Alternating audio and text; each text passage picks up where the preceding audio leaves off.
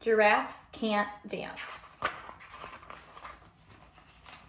Gerald was a tall giraffe whose neck was long and slim, but his knees were awfully crooked and his legs were rather thin.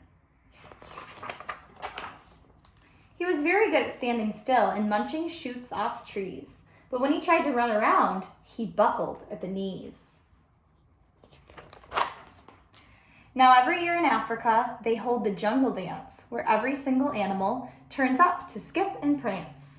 And this year, when the day arrived, poor Gerald felt so sad, because when it came to dancing, he was really very bad. The warthogs started waltzing, and the rhinos rock and rolled. The lions danced a tango that was elegant and bold. The chimps all did a cha-cha with a very Latin feel, and 8 baboons then teamed up for a splendid Scottish reel. Gerald swallowed bravely as he walked toward the floor, but the lions saw him coming, and they soon began to roar.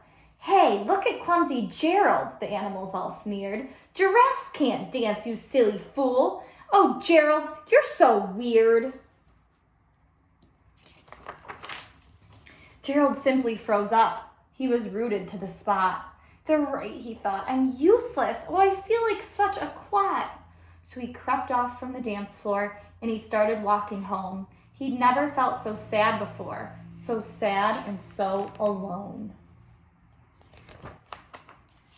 Then he found a little clearing and he looked up at the sky.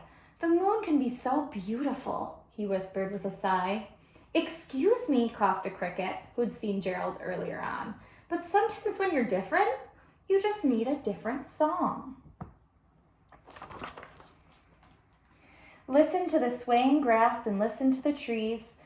To me, the sweetest music is those branches in the breeze. So imagine that lovely moon is playing just for you. Everything makes music if you really want it to. With that, the cricket smiled and picked up his violin. Then Gerald felt his body do the most amazing thing. His hooves had started shuffling, making circles on the ground. His neck was gently swaying, and his tail was swishing round. He threw his arms out sideways, and he swung them everywhere. Then he did a backward somersault and leapt up in the air. Gerald felt so wonderful. His mouth was open wide. "I am dancing! Yes, I am dancing! I am dancing!" Gerald cried.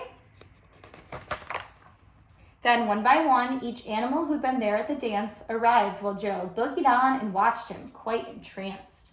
They shouted, "It's a miracle! We must be in a dream. Gerald's the best dancer that we've ever seen." "How did you learn to dance like that? Please, Gerald, tell us how." But Gerald simply twirled around and finished with a bow. Then he raised his head and looked up at the moon and stars above. "We can all dance," he said, "when we find